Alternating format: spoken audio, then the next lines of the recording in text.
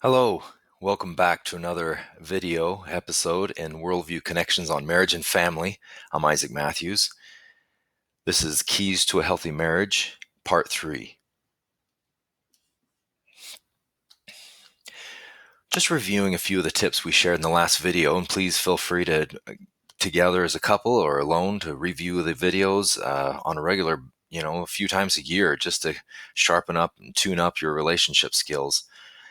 So focus on the positives in your spouse and in your marriage. Think positive. And I would encourage you to think positive about yourself as well. Look for the good in yourself. Having that healthy relationship with yourself and your spouse is definitely going to bring more happiness and meaningful experiences. Tip number 6, we went through establishing a shared mission for your marriage. Again, we go through this in the other videos. So if you want time to look at this and really go through some of the details, we encourage you to do so. Today, we bring you a new tip. Tip number 7, frequently ask your spouse about their thoughts, feelings, and experiences. Sincere and active listening with your eyes, ears, heart, and mind is key for having a meaningful and healthy relationship. In addition to thinking about how to support and build the relationship, people in healthy marriages make a habit of doing certain things that keep their friendship, their commitment, and their connection strong. Some of these behaviors may come more naturally for some people than others. However, everyone can build skills in these areas with effort and practice. So, in this part, maintaining and growing your friendship, it should come as a little surprise that couples with a strong friendship quite naturally handle their conflicts better. Couples are often very good in the beginning of their marriage at doing the kinds of things that enhance their friendship and positive feelings for each other. The following are suggestions that are fairly simple but very powerful in maintaining and growing your friendship throughout your life together.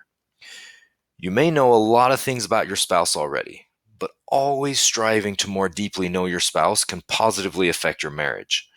The more a spouse is aware of the details of the other person's world, his or her stressors, hopes, likes, and dislikes, the better the marriage. Trust me, knowing your spouse, knowing them well, leads to a strong friendship, the true key to a long-lasting and healthy marriage. So let's go through a few things here. Let's get to the details. Let's test how well you know your spouse by answering the following true or false questions, okay? Again, pause, reflect, review when you need to. I can name my spouse's best friends. Is that true or false? I know my spouse's favorite music. I know my spouse's favorite movie. I know my spouse's most stressful childhood event. I know my spouse's most embarrassing moment. I know what my spouse would do if she or he won the lottery. I know what my spouse's ideal job would be. I know my spouse's ideal place to live.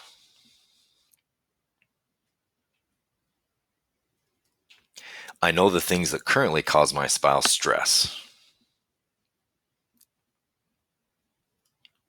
I know the names of the people who have irritated my spouse recently. Just a personal comment here. My spouse and I love this little video, this girl with this brush. It's hilarious to us. I'm not in any way mocking anyone's being irritated or angry, but just a cute meme gif there. Another one is I know some of my spouse's life dreams. I am very familiar with my spouse's religious beliefs. I know my spouse's favorite and least favorite relatives. I feel like my spouse knows me pretty well.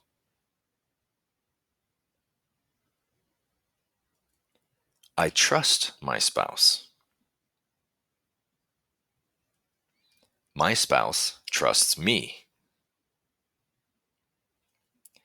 Okay. So, looking over those questions, if you were able to answer true to more than half of the questions, you know your spouse fairly well. If not, take some time with each other. Take some time to find the answers to these and other important questions about your spouse. These are just a few questions. Make a whole list of your own, not particular questions, but ideas about each other and understanding.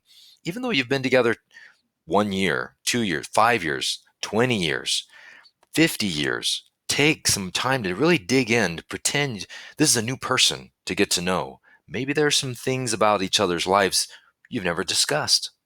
It'll improve your friendship and your commitment to your spouse. Share the answers on your list with your spouse, and don't feel badly if you didn't know a lot of things. Use this as an opportunity to share with each other. Enjoy the conversation and make it a regular part of your time together. Now, this analogy I'm showing on the screen right now is the updated GPS analogy of relationships. So, take time to get with your spouse and make time each week regularly to do something fun together. It doesn't have to be big, doesn't have to be expensive.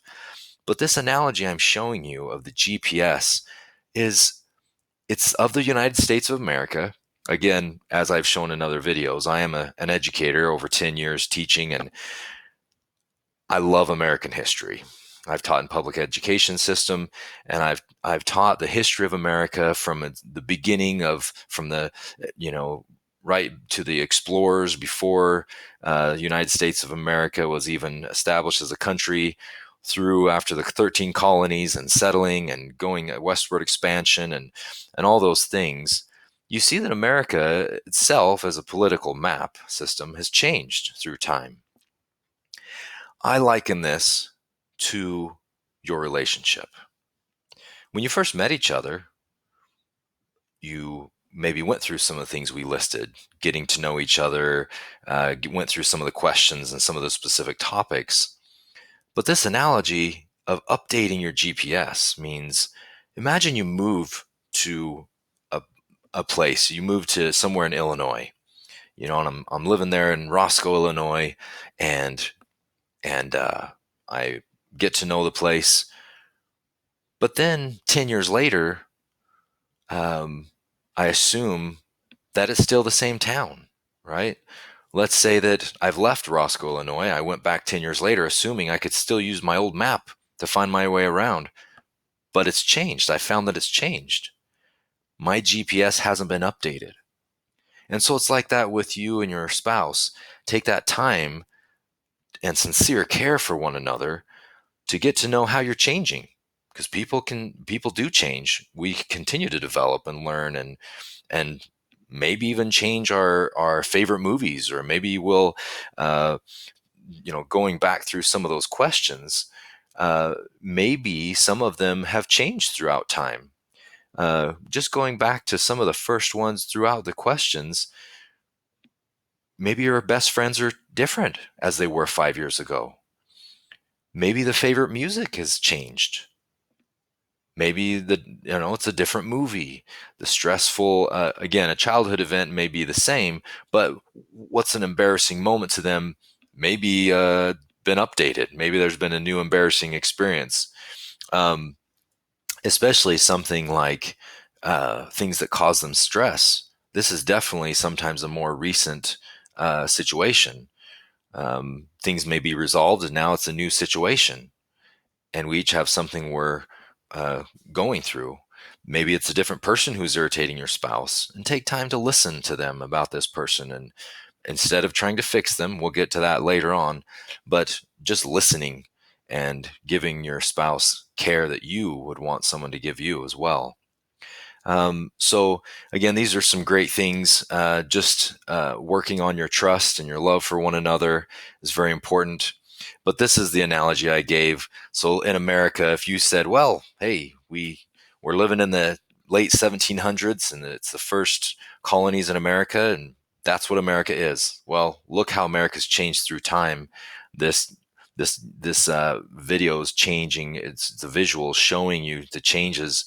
America's not the same thing it was at the beginning.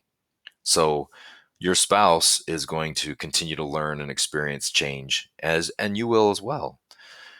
Again, Dr. John Gottman's book is great. Here's a picture of the seven principle for making marriage work. A lot of the things in our resources go through this. These are the seven key factors of sharing your love maps, nurturing your fondness and admiration, turning towards each other instead of away, let your partner influence you, solve your solvable problems, overcome gridlock, and create shared meaning. Um, it's great stuff. We'll have a link to this book at the in the details of this video. But let us know how we're doing. There's more tips to come. Keep watching and stay tuned to Worldview Connections. Let us know what you think and leave a comment below. We thank you for watching, and please share our videos with friends and family. Please subscribe and join our community. Have a good day. Thank you.